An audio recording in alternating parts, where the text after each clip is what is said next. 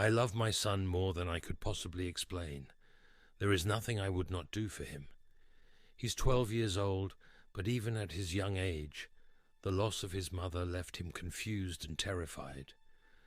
My dear wife, Sarah, died about a year before the night that is the basis of this story. She died in a peculiar way, one that is difficult to comprehend. I remember we had gone to the park with our son, Damien, for a family outing, but something was amiss. Since Sarah was a housewife, she spent a lot of time with Damien. In the days leading up to the outing, she had told me about some strange behavior in our son. According to her, Damien would sometimes terrify her. Recently, he's been zoning out for minutes, she said, staring at the wall and not moving at all. It's like he's looking at something I can't see. I try to call out to him, even shake him at times, but he doesn't answer. He just sits there with a terrified look in his eyes, as if he's in a trance. And when he does respond, there's a terrifying look in his eyes. They look like a deep ocean of darkness, and it terrifies me. I ignored what she told me, dismissing it as paranoia. But that day, she was truly uneasy. I tried talking to her, trying to make her understand that, the boy playing cheerfully in the park was our son. It did no good. She suspected something was wrong, and the sad thing is, I didn't see it. Later that night, when we went back home, she barely said a word and forced an awkward smile when Damien talked to her. As we went to sleep, I tried talking to her again, but to no avail. So I went and bid my son good night, as was customary, and then went to bed. In the morning, when I awoke, I found Sarah's lifeless body lying next to me, with her eyes wide open and her fists clenched. After the post-mortem, it was concluded that she died of a heart attack and suffocation from lack of air. Her death puzzled many, including my son and me. Some even thought I had killed her. Luckily, there was not enough proof to convict me. Recently, since I now spent a lot of time with Damien, I started noticing the weird changes in my son that my late wife had mentioned.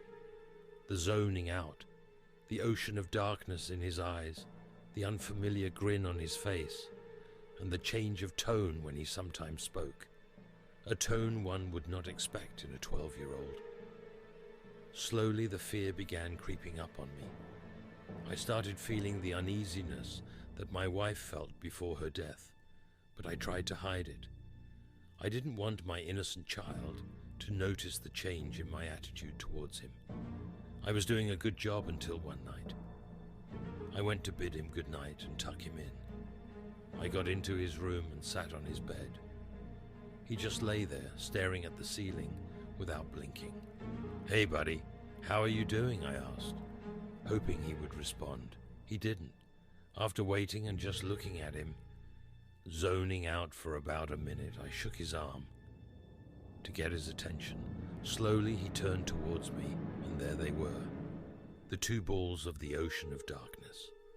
"Daddy," he said, "I think there's something under my bed."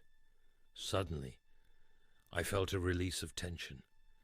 My son was simply scared, just like any other 12-year-old. So to calm his nerves, I put on a smile and knelt beside his bed to check underneath. Normally, I wasn't expecting to find anything, so I was not even slightly prepared for what I saw. In the silent darkness under the bed, there he was.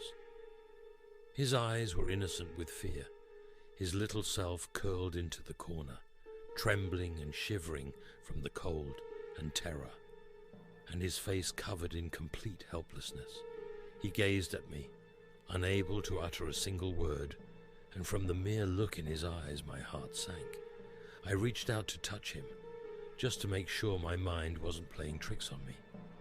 It was indeed him, my boy, my son, my 12-year-old Damien.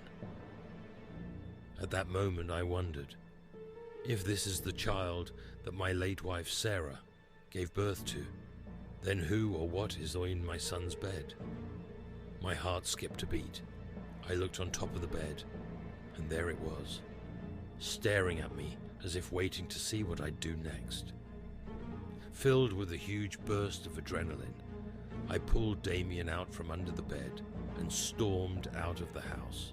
I called my neighbors, but the funny thing is, when we went back to the house, there was not a single sign of whatever that thing was. To this very day, I have never understood the events of that night, and my son has never recovered from what he experienced. I don't even know what that thing was, and the thought of my dear wife, her fears, her worries, the questions, everything leading up to her death, still haunts me to this day.